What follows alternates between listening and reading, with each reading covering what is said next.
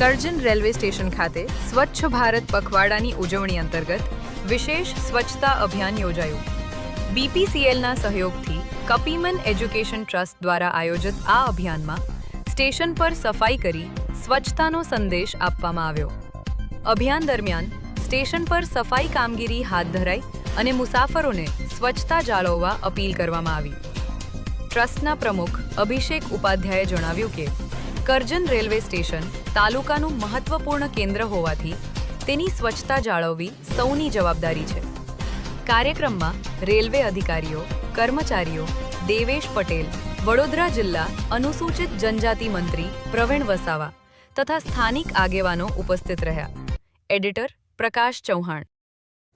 Karjan railway station ખાતે સ્વચ્છ ભારત પખવાડા 1 જુલાઈથી 15 જુલાઈ સરકારે 15 દિવસનું કાર્યક્રમ આપ્યો છે। તેમાં બીપીસીએલના માધ્યમથી કપીમન એજ્યુકેશન ટ્રસ્ટ દ્વારા અમે નક્કી કર્યું કે કરજણ રેલવે સ્ટેશનના એક સેન્ટર પોઈન્ટ છે સમગ્ર તાલુકાનું અને ઘણા લોકોની અવરજવર થતી હોય છે, તો રેલવે સ્ટેશનને સ્વચ્છ બનાવીએ, દેશને સ્વચ્છ બનાવીએ અને સ્વચ્છતાને કાયમી પાલન કરીએ। અમારી બીજી ટીમ આજે નારેશ્વર મંદિર ખાતે પણ સ્વચ્છતાનો પ્રોગ્રામ કરી રહી છે।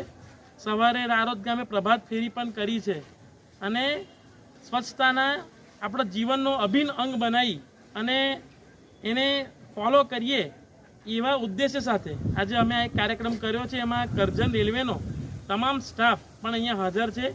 એ સૌનો પણ ખૂબ ખૂબ આભાર માનું છું અને ભવિષ્યમાં પણ આવા કોઈ કાર્ય કરવાના હોય તો અમે અગ્રેસર રહીશું અને મદદગાર થઈશું।